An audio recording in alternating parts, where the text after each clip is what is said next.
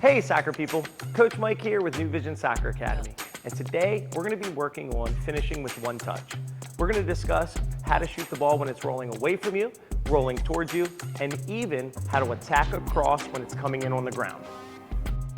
For the first progression, we're going to have the player stand on the inside of one of these two poles, okay? And what he's going to do is he is going to backpedal around the pole, and I'm going to serve the ball in gently for him to finish. This is going to make it very easy for the player to get good, clean contact with the ball and start his development of identifying how the ball is rolling, the timing in which he needs to strike through the ball, right? If he arrives too soon, the ball's going to get trapped underneath of his body. If he arrives too late, he's likely to sky the ball over the top. So the timing is really, really important. It's also very good for left-footed shooting.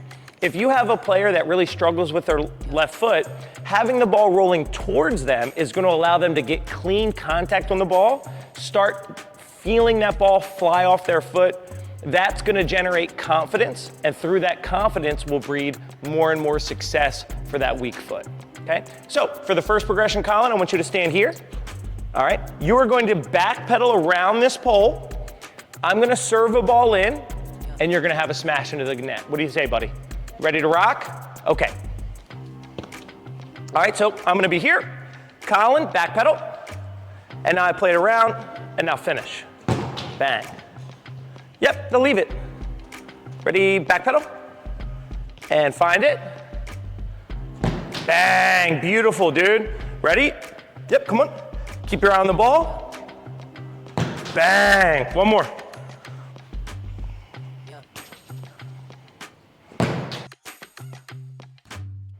So you might ask yourself, Coach, why are we backpedaling around the pole? Well, the answer is simple. The backpedal is going to force the player to have their hips slightly forward with their shoulders slightly over the ball, which is the exact position we want. When they're using their left foot, they're often going to feel awkward, right? And so by backpedaling first before they come forward, you're going to eliminate a lot of that awkwardness for them just based upon the natural movement of the drill. All right, so let's line up our left foot and play. Watch the ball. Beautiful hit. Be patient. Ready? Come back. Be patient. Locate the ball. Olé, buddy. Ready? Patient.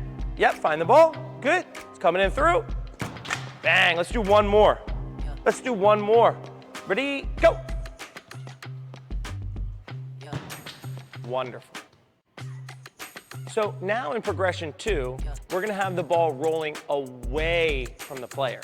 This is going to be different. It's going to be slightly more difficult to generate power, and the plant foot is going to be different as well, because when the ball's rolling away from you, if you place your plant foot directly beside the ball, well, by the time your foot hits it, well, now you're reaching for the ball, right? So when the ball is rolling away from you, it's very important to put your plant foot slightly ahead of the ball. So by the time you go to strike the ball has rolled perfectly into position for you. Okay, so in this activity, Colin, start here. You're going to make the same movements, but instead of the ball rolling towards you, it's going to be as if you're running towards it. Does that make sense? Okay, the ball's going to be rolling away. You're going to go attack it. Ready? And play. Wonderful. Yep, find it. Boom. Find it. Boom. Find it. Boom. Yep, one more. Go. Good. Go. Good. Keep your eye on that ball. Good. Lean back slightly, but it still worked out for you. Yep, back pedal. Find it. Front. Bang. Good hit. Ready? And go. Now, in progression 3, we're going to do a cross, right? So So the ball's still gonna be rolling on the ground, but now we're gonna make it a little more game-like, okay? And we're gonna be talking about getting across the face of your defender, all right? So if I'm in a game and Colin's defending me, stand here, buddy, right? And I wanna get by him, all right? So if the cross is coming in from this side and I go here to here, well, now as the defender stays on me, the defender's still between myself and the ball. And that's not what we want to do, right? Ideally, we're getting across the face of our defender. So we're going to fake here and cut to the inside. Now I'm between the defender and the ball coming to me, and now I have a ton of advantage space where I should get to the ball before my opponent. Even if the ball gets played beyond me towards the back post, with my positioning, I can run him out of the space and still attack the cross properly, okay? So what's gonna happen is, Colin's gonna start at the first pole there. He is then gonna run, pretend like the second pole is the defender. He's gonna fake wide, cut across the face of the defender, and then get on the end of the cross. Go. Beautiful hit. Go.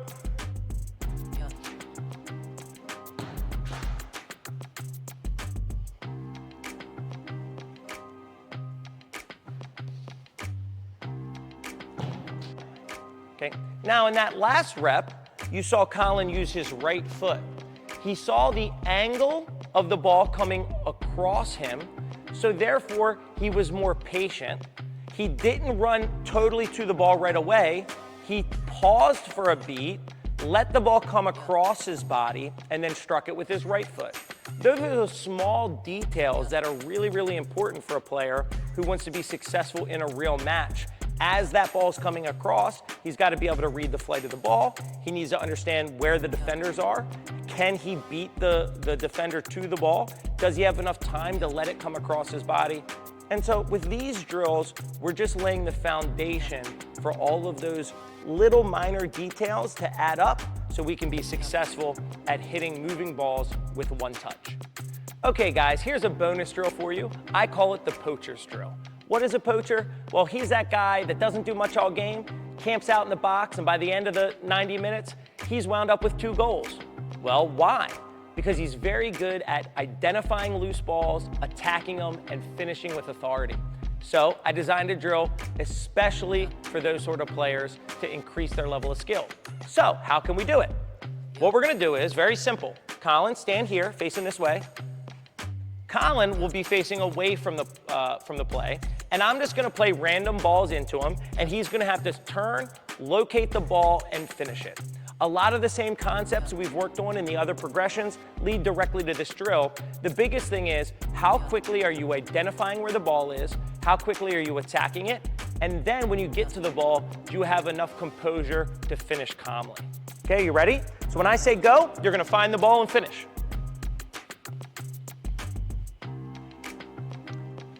Play. Good. Ready, play. Turn your hips.